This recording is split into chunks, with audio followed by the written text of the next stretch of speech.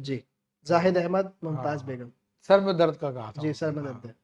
دیکھیں، سر میں درد ہے تو اس کے لیے ایک تو یہ کہ سورہ جن کا وظیفہ کر لیں، عشاء کے بعد 7 دفعہ پڑھیں اور پانی پہ دم کر کے وہ پی لیں. خود نہیں پڑھ سکتے کسی اور سے پڑھوا لیں، یا یہی آیت الکرسی ہے.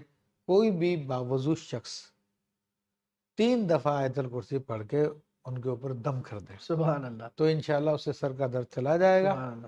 اور یہ بھی کر سکتے ہیں، کیونکہ اثرات کی وجہ سے یہ درد جنات کے اثرات ہیں. اچھا. تو کسی روغن بادام پر یا سرسوں کے تیل پر 3 دفعہ آیت الکرسی پڑھ کے دم کر دیں صحیح. اور ایک قطرہ اس کان میں ایک قطرہ اس کان میں ڈال دیں، اور چاہے تو 10 ناخنوں پہ ہاتھوں کے 10 ناخنوں پاؤں پہ، انشاءاللہ اس کے بعد نہیں ہوگا درد. سر یہ تو آپ نے بہت آسان کر دیا، بالکل کوئی بھی گھر میں بیٹھ کے جن بھی نکال سکتا ہے، معاملات بھی صحیح ہو جائیں گے. تو یہ جو بڑے بڑے لوگ ہیں بورڈ لگائے ہوئے ہیں، ہمارے تو پورا پاکستان کی دیواریں رنگی ہوئی ہیں، مسائل کا حل، جنات کا مسئلہ، تو وہ کہاں جائیں گے پھر اگر یہ گھر میں ہی سب کام شروع کر دیں گے تو؟ اصل میں یہ لوگوں نے بزنس بنایا ہوا ہے نا، اور چھوٹی چھوٹی بات کو بڑا بڑا کر کے دکھاتے ہیں. حالانکہ آپ دیکھیں قرون اولیٰ سے لے لیجئے آپ، یعنی سرکار دو عالم صلی اللہ علیہ وسلم کی ظاہری حیات طیبہ سے لے کر آپ یہاں پر یہ 14ویں صدی کے آنے سے پہلے تک، آج سے 20-25 سال پہلے تک، یہ 30-40 سال کر لیجیے آپ، کہیں بھی یہ پیشہ پایا ہی نہیں جاتا تھا اچھا. کہ تعویذیں بیچ کر جو ہے لوگ جو ہے پیسہ کما رہے ہوں، یا دم الگ درود سے کر کوئی کے لوگ پروفیشن ہے کوئی اس پیسہ طریقے کما رہے ہوں. ایک پروفیشن کی کوئی صورت تھی ہی نہیں.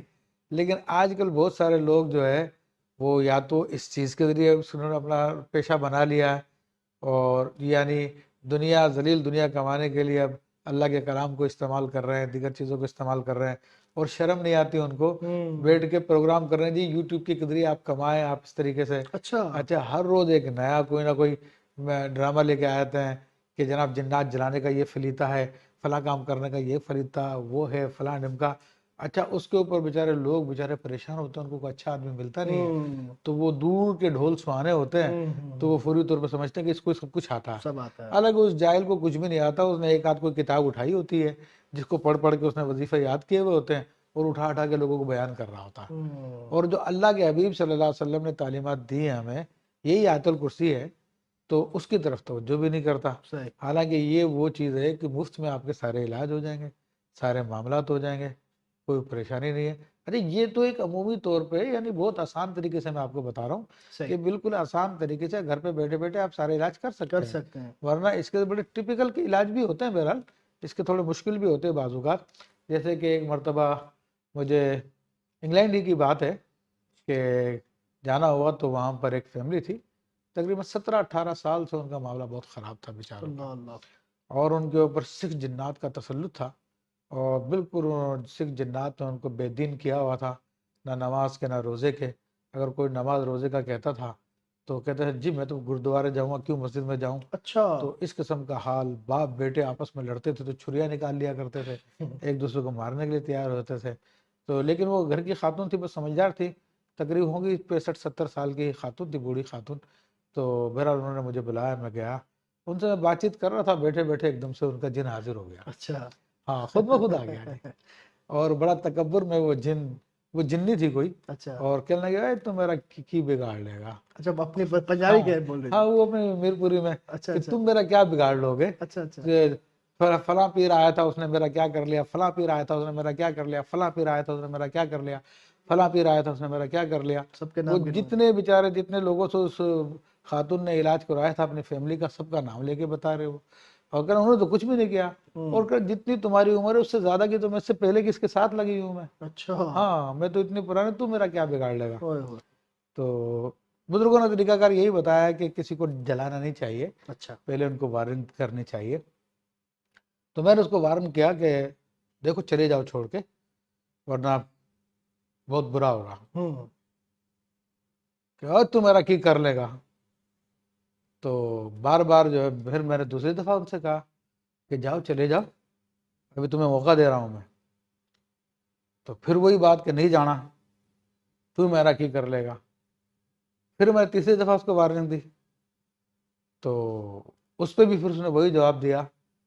تو پھر میں نے کہا لے سنبھال، اب تیرے کو میں نے موقع دیا تھا جانے کا، تو نہیں گئی.